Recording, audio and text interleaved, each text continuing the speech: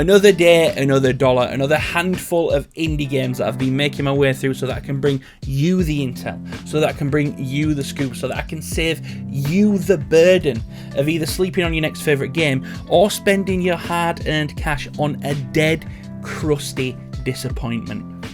So I won't waste any more time, let's get into it. It's Indie Smash or Pass, baby.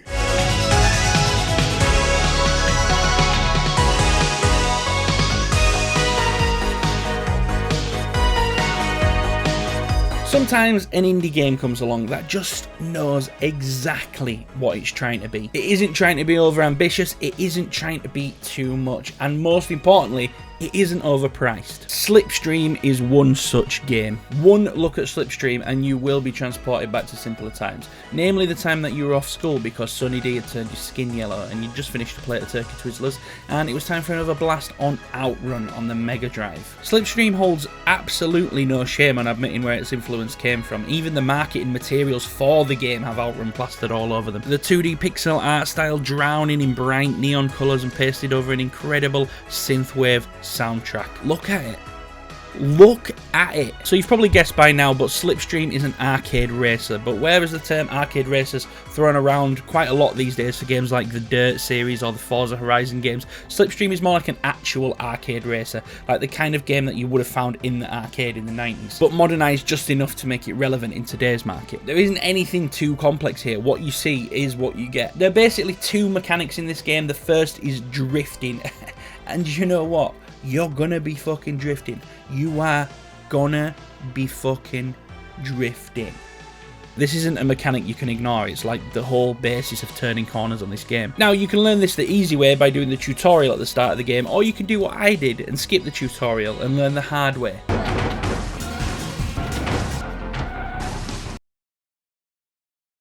So to drift, you have to release the gas and tap the brake. This will kick out the car's back end and then you pump the gas again, repeating this motion depending on the size or sharpness of the corner. It sounds simple and it kind of is, but it's also not simple enough to just come instinctively. There is a degree of mastery to it, and once you've got it down, my fucking god does it feel satisfying. Of course, get it wrong and you will find yourself getting mangled by buildings or trees or whatever it is at the side of the road, hurtling your car across the screen, but worst of all, cancelling whatever momentum you've gained. You see, that's what this whole game is about. It's about maintaining momentum, and that's where the second main mechanic comes into play, that being the titular slipstream mechanic. So how this works is that if you position yourself behind another car, in the bottom corner of your screen the word Slipstream will start to appear. And if you stay positioned behind them until the word is fully written out, then you'll enter the Slipstream, which is essentially a speed boost. Well, not essentially, that's exactly what it is. Now, with that lies my one real criticism for this game. So, the Slipstream mechanic, if used properly, it's there to help you get to first place. The problem is, in order to utilise the mechanic, you have to be behind cars, so not in first place. And I get it, but that's a whole mechanic that you lose by being in first place, meaning that the game is actually less fun to play if you're winning. It's the Mario Kart problem all over. Being in first place on Mario Kart makes the game less fun. You won't get yourself any stars or dash mushrooms in first place. But then again, the game isn't called Dash Mushroom.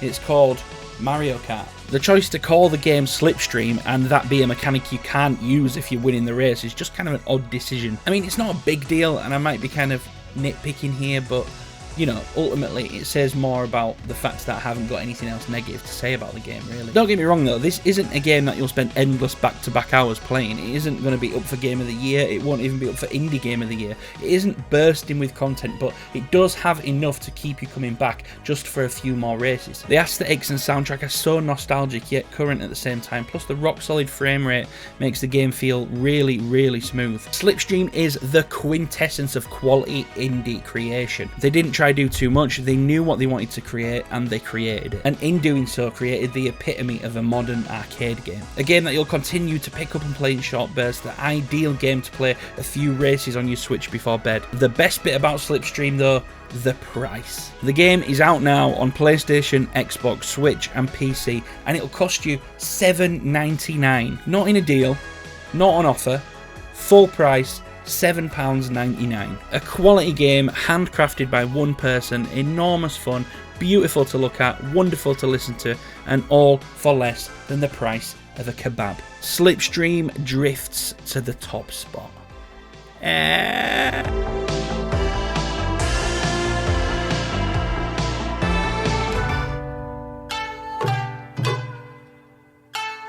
Trektoyomi. Oh my, was this not one of the most exciting looking indies for some time? Particularly for me. I don't know what it is, I don't know if the Earth's polarity is off, but every next game that I play seems to be a samurai game, or a samurai spin-off game of some sort. I played through Sekiro in preparation of Elden Ring, then I played Elden Ring as a samurai, finally got around to playing Ghost of Tsushima, and I also played and reviewed Shadow Warrior 3. That being said, I feel like I have a pretty good grasp on what makes a decent samurai adventure. Now, making a good samurai game is challenging enough, but breaking away from the pack and becoming a unique take on the genre is undeniably a difficult thing to do. That's why Trektoyomi appeared on everyone's radar, mine included, as one of this year's most hotly anticipated indie titles. Because it looks so unique and it offers a brand new take on an already fucking tasty lineup of games in this genre. Now, where Trektoyomi intends to stand out is in its cinematic approach to gameplay, whereas games such as the Shadow Warrior series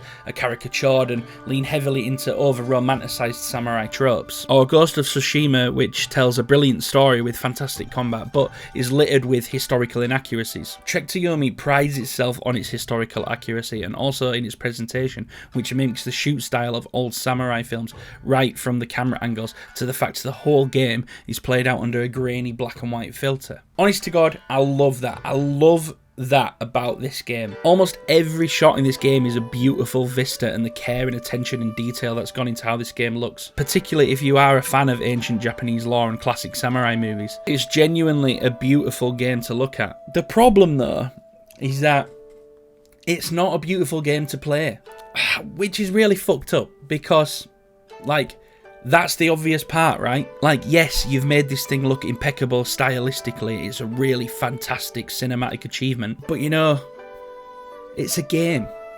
If you were going to fuck that part up, why didn't you just make a film? The combat is just clunky, unresponsive, imbalanced, and just far too repetitive. The fundamental mechanic in any samurai title, at least in my opinion, has to be the combat. Samurai are these fascinating warriors who are renowned for being some of history's fiercest warriors, yet their morals are built on patience and mastery of their art form, lending these types of games to combat systems which require the application of these virtues to gameplay, i.e. mastering the art of a good parry or considering stances and positioning depending on the type or number of enemies that you're facing, waiting patiently for the perfect moment to strike. Trektoyomi appears on the surface to have attempted this type of combat system, but on the surface is where it stays, because after about 30 or so minutes of gameplay, you realise that this main combo is stronger and easier to execute than almost anything else in the game. Almost being that there is one move that I used a hell of a lot more than the main combo,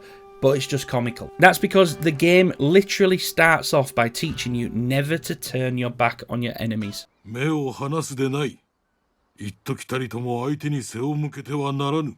Yet this move here, the one where you turn and slash enemies behind you, is literally the strongest and most effective move on the game, meaning you'll find yourself literally walking backwards to approach enemies so that you can pop that move off to start the fight. Never turn your back on enemies, but also it's the most effective way of killing them, so... Aside from the combat, there's really not much else to do in the game either. Some very minor exploration parts and a few bosses who do serve as a highlight to otherwise dull gameplay. It's such a shame because so much has gone into making this game look like a work of art, but nowhere near enough has gone into making it play like one. The game is just 5 hours long and I had to take it down in 3 sittings because it just becomes tiresome. It strikes me as an odd decision to have lent so heavily on the visual aspects of the game, because delicious visuals can only last so long. Would you watch a film for 5 hours? Would you fuck? And when I played this game, it was pre-release, so there wasn't any other reviews out for it yet, so I wasn't sure if my opinions were going to be felt kind of across the board. I was like, is it just me? Like, is there something I'm missing here? But it seems like everybody kind of has the same thing to say about Trektoyomi. I don't think it plays particularly well. Combat is one note and easily mastered, and exploration and puzzles don't have much to offer. What doesn't work for me is the combat. The combat, for me, is a huge flaw, a really big disappointment, and, you know...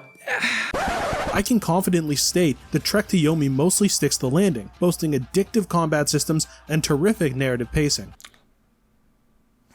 You haven't played it, mate. But it had me thinking, like, all these critics that played it, thousands more that haven't expressed their opinions online have played it. How didn't Flying Wild Hog pick up on it? I'm assuming they have playtesters. Anyway, it's a shame that Trektoyomi turned out the way it did. I honestly expected this one to be up there with the best indie games of 2022. But honestly, this game would have been better titled Trek. Because it's a Trek.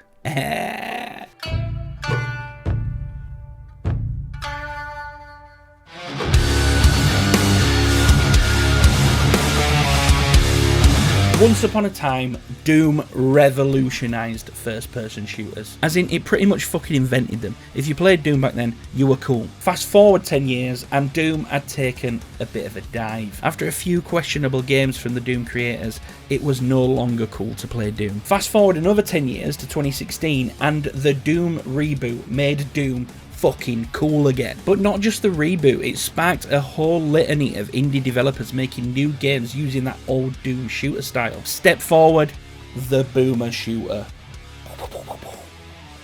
Anyway, Nightmare Reaper is one such game, a boomer shooter. Old school pixel art style with high octane horde style shooting, but blessed with modern frame rate, processing and controls. So the Steam description for this game describes it as a dark and violent meld of retro and modern action games, inspired by the classic 2.5D first person shooters of the 90s with elements of modern looter shooters and roguelites. Roguelites?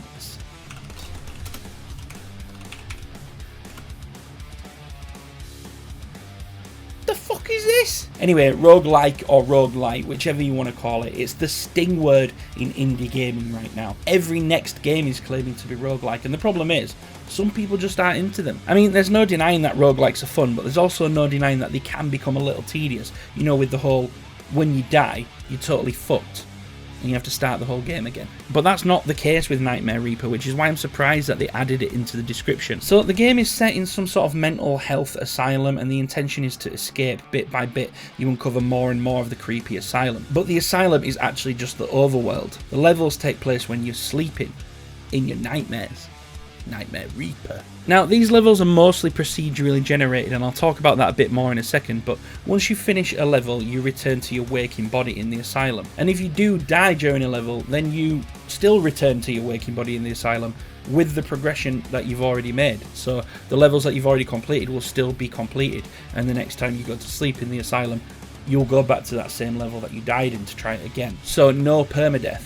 You know, like the exact opposite to a generic roguelike. And being that permadeath is the number one reason that players tire of roguelikes, it surprised me that the developers see the game this way. It's more just like a standard shooting game, but with procedurally generated levels. There is a mechanic in place of the permadeath, which is that upon completing a level, you'll receive level bonuses, and you'll also be able to sell your weapons for money, which plays a big part in the game, and I'll get into that in a minute. But if you die, you obviously don't receive the bonuses, and you'll also lose your weapons. So it doesn't reverse progression like a lot of roguelikes, but it definitely slows progression down because you have to retry the level, and it makes it harder to retry it because you won't have the weapons that you've been carrying since the last time you died. You're starting from scratch weapon wise, basically. Okay, so the money in the game can be used to unlock items on the skill tree, but the skill tree is this quirky little thing of its own. You don't just get the skill for the money you pay, you actually whip out this little Game Boy Advance SP looking thing, and you have to play a mini game and complete it in order to actually get the skill. This is equal parts unique, fun,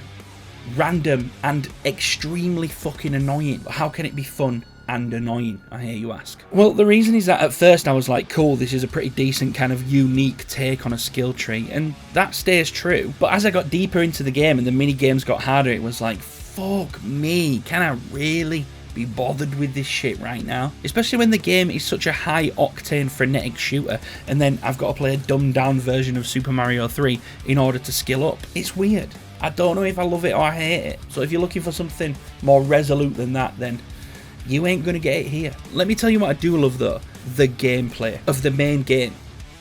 not those fucking annoying mini games. There's so much variation in the way you can tackle scenarios in this game, from the weapons to the weapon modifiers to the insane amount of enemy types. Even the procedurally generated levels were never too convoluted or confusing to the point where they felt maze-like or tiresome. And the environments were surprisingly nice to look at for the graphic style. And one thing that really surprised me was the game's pacing was actually really good. And there's two reasons why that surprised me so much. Number one, it's mostly procedurally generated. And obviously procedurally generated levels lack that human touch. But as I already pointed out, the levels never really felt like they were too complicated or too confusing. So whatever parameters were set by the developers really paid off in how the algorithm puts these levels together. But also the whole thing about coming back to the asylum when you complete a level which isn't procedurally generated, and unlocking more of the asylum, unlocking more of the game's lore, and finding out more about where you are and why you're there, that really helped with the pacing of the game and really helped break the game up. And the second reason is that this game, all in all, is about 25 to 30 hours long, maybe even more. It's fucking huge for what it is. Anyway, all in all, I had a fantastic time playing Nightmare Reaper, and if this kind of game is your thing, then I definitely can recommend it, even with these annoying fucking mini games. They're a nightmare.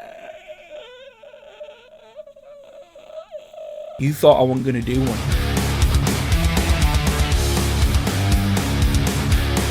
Anyway, that's it for this episode. Please leave a like on the video if you enjoyed it. Please consider subscribing to stay up to date with all that I'm doing. And of course, I'll see you in the next one.